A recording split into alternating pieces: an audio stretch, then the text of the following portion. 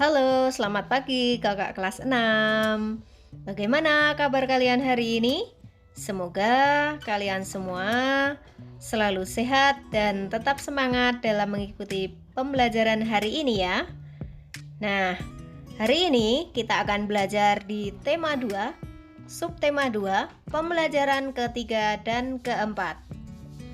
Sebelum kita memulai pembelajaran hari ini, kita berdoa terlebih dahulu ya, agar pembelajaran hari ini bermanfaat untuk kita semua. Tujuan pembelajaran kita hari ini adalah yang pertama, siswa dapat menjelaskan penggunaan kata tanya apa, di mana, kapan, siapa, mengapa, dan bagaimana. Yang kedua, siswa mampu menyajikan hasil pengamatan. Yang ketiga, siswa mampu menjelaskan upaya mempertahankan kemerdekaan Indonesia.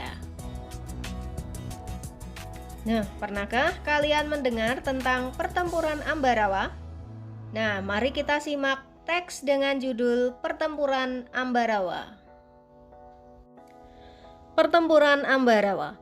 Pada tanggal 20 Oktober 1945, tentara sekutu di bawah pimpinan Brigadir Battle mendarat di Semarang dengan maksud mengurus tawanan perang.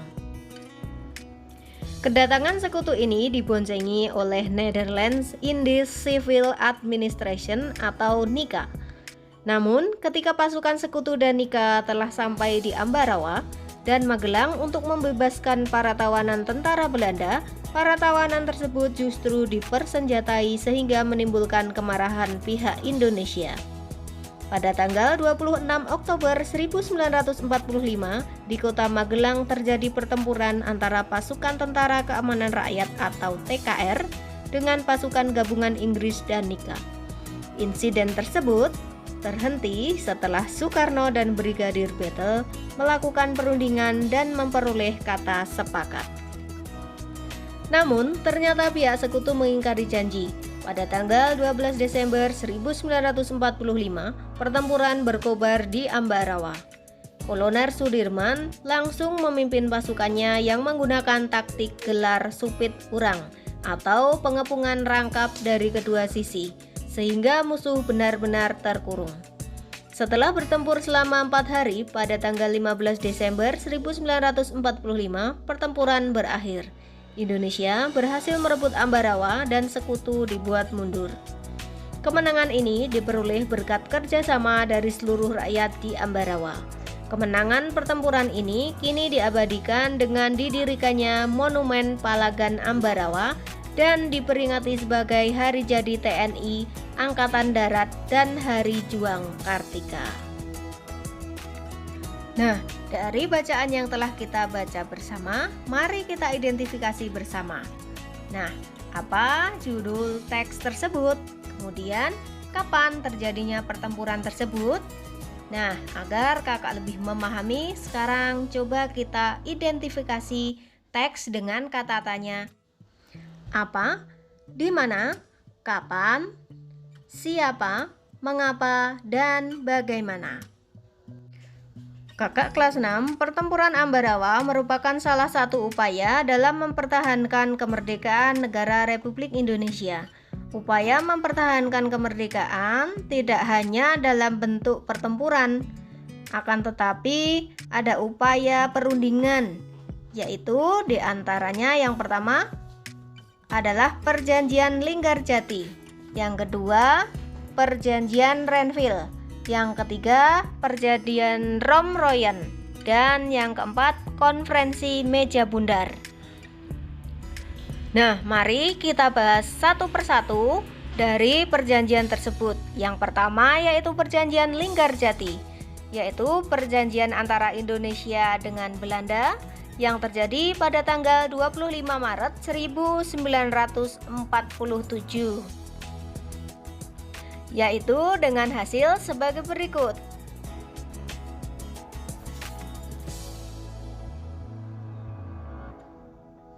Yang kedua, Perjanjian Renville.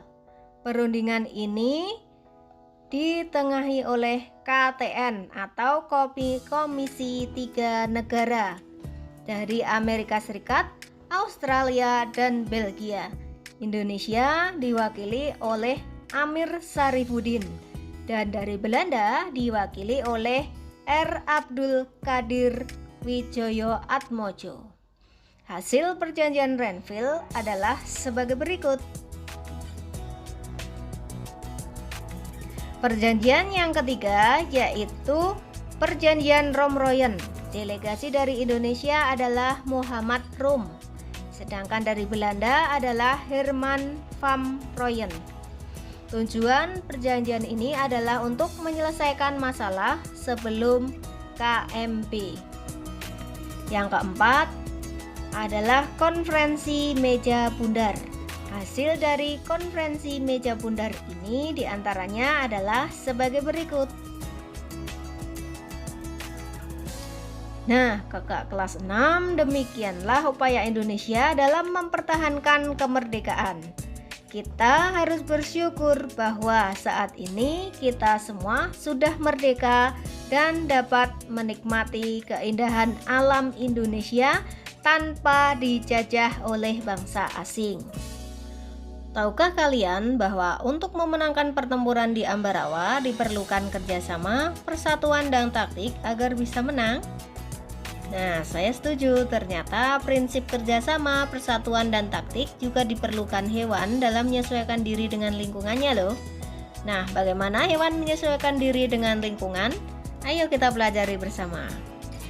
Beberapa hewan juga menggunakan prinsip kerjasama, persatuan, dan taktik agar dapat menyesuaikan diri dengan lingkungan.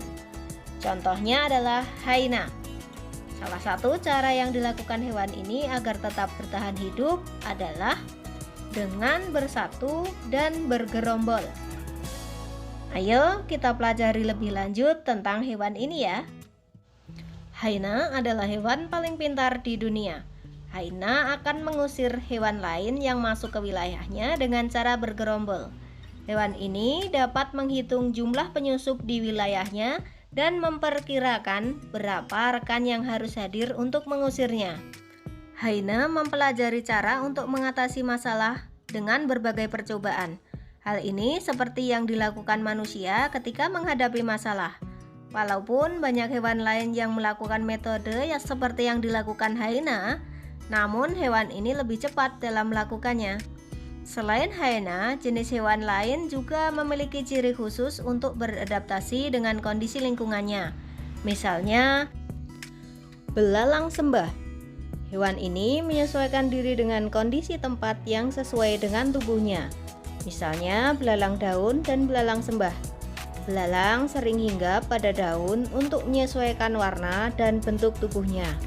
Hal ini disebut dengan kamuflase. Yang kedua adalah mimikri. Bunglon menyesuaikan diri dengan mengubah warna kulitnya sesuai dengan tempatnya berada. Misalnya, ketika bunglon berada di batang kayu, warna kulitnya berubah dari hijau menjadi kecoklatan dan kehitaman atau sebaliknya. Perubahan warna ini membuat bunglon mampu membaur dengan lingkungan dan tidak terlihat oleh mangsa ataupun pemangsa. Contoh yang ketiga yaitu cicak. Cicak dapat melakukan autotomi atau melepas bagian tubuhnya, yaitu ekor.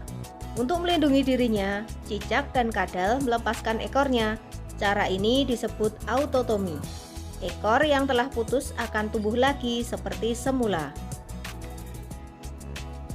Kemudian ada terenggiling. Terenggiling melakukan penyesuaian diri dengan menggulungkan tubuhnya membentuk spiral. Cara ini dilakukan untuk melindungi diri dari serangan musuh. Contoh hewan lain yang menggulungkan diri adalah lipan. Nah, itu tadi adalah cara hewan melindungi diri dari pemangsanya. Sekarang, tugas kakak kelas 6 adalah menuliskan hewan lain di bawah ini, bagaimana cara hewan-hewan tersebut melindungi diri dari pemangsa. Ditulis di buku tugas dan dikirimkan ke Google Classroom. Demikianlah pembelajaran kita kali ini. Hari ini kita telah belajar menggunakan kata tanya adik Simba. Kemudian kita belajar bagaimana upaya bangsa Indonesia dalam mempertahankan kemerdekaan. Dan kita juga telah belajar bagaimana cara hewan beradaptasi dengan lingkungannya. Semoga pembelajaran hari ini bermanfaat untuk kita semua. Sampai jumpa di video Bu Vina selanjutnya. Terima kasih. Tuhan memberkati.